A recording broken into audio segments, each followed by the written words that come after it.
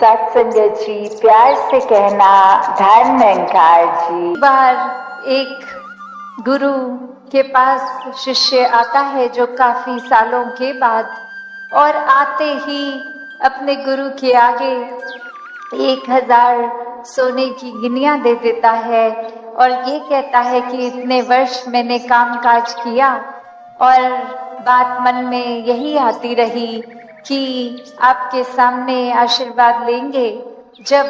1000 गिनियां पूरी हो जाएंगी, और आज ये बोरी भर के आपके पास ये समर्पित करने के लिए आए हैं और आप इसको कबूल कीजिए। वही वो गुरु वो लेकर सामान अपने शिष्य से कहता है कि ठीक है, तुमने ये दी, मैंने स्वीकार करी,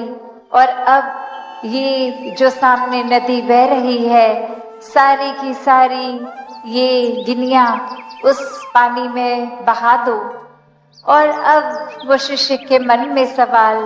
कि क्या ये एक क्या ही बात हुई, इतनी मेहनत जो करी कि गुरु को देंगे और अब वो दे भी दिया, तो उसके बाद वो इसको अपने पास नहीं रख रहे हैं, वो इसको नदी में बहाने को कह रहे हैं। तो वही वो सवाल कि क्या फिर वो समर्पण था कि अगर एक क्या होगा अब उस वस्तु का, जिस तरह हम देना चाह रहे थे वो उस तरह अपनाई नहीं गई, उसको साथ तो कुछ और ही करने को कह दिया। तो वही ये ख्याल जहाँ उस शिष्य को आया और फिर वो अपने मन पे किसी तरह काबू करके, क्योंकि अब गुरु ने कहा था तो वो फॉलो करने के लिए किसी भी सोच विचार के साथ चला तो गया नदी किनारे कि ठीक है, अब कहा है तो ऐसा ही करना होगा। और वहीं काफी देर हो गई और अब गुरु भी इंतजार कर रहा है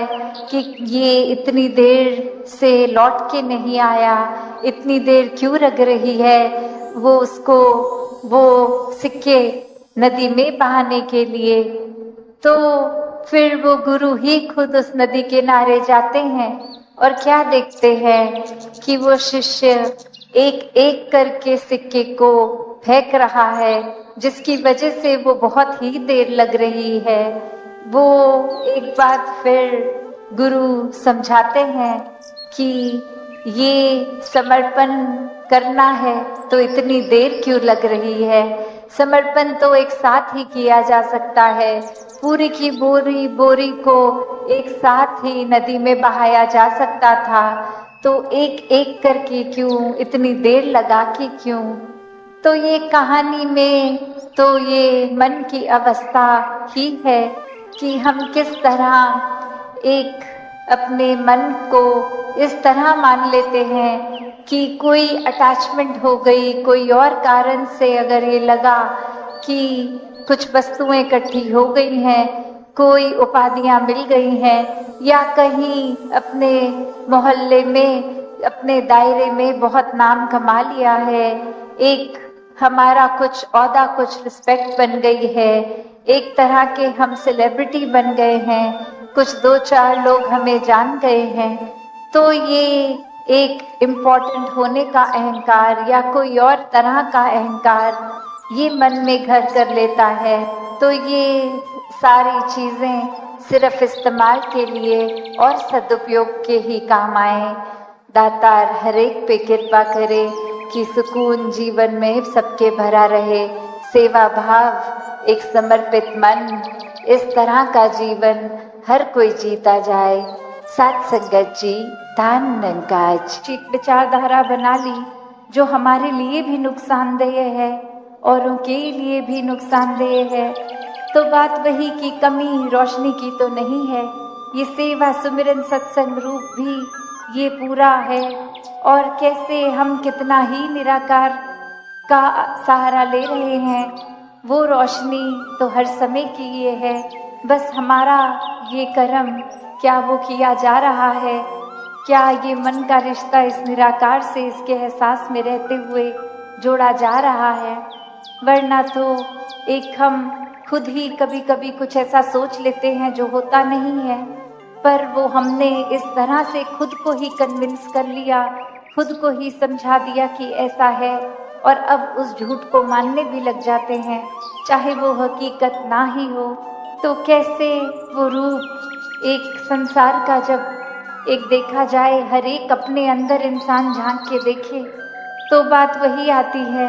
कि कितनी बार एक चीज जो कि अगर हमने मान ली कि ऐसा है, चाहे कोई अक्सर दोस्तों के बीच में भी कोई पॉइंट्स डिस्कस हो रहे हों, तो उसमें फिर ये बेचैनी का आ जाना कि जो मैं कह रहा हूँ वही सही बात है, जो मेरी ओपिनियन है वही बेस्ट ओपिनियन है, और अब दूसरों की बात सुनने के लिए नहीं बोला जा रहा, उनको पूरी तरह से वो बात मान ले, वो उस वजह से कहा जा रहा है। और वो फिर एक बात ये भी नहीं इंसान सोच रहा कि मैं दूसरे की भी तो बात सुन लूं, क्या पता मुझे उसके बाद अपना ही पॉइंट ऑफ व्यू गलत लगे, क्या पता वो इतनी सयानी बात बोले। प्यार से कहना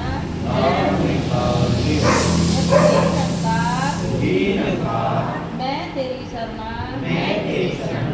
मैनू बख्श लो तू ही निरंकार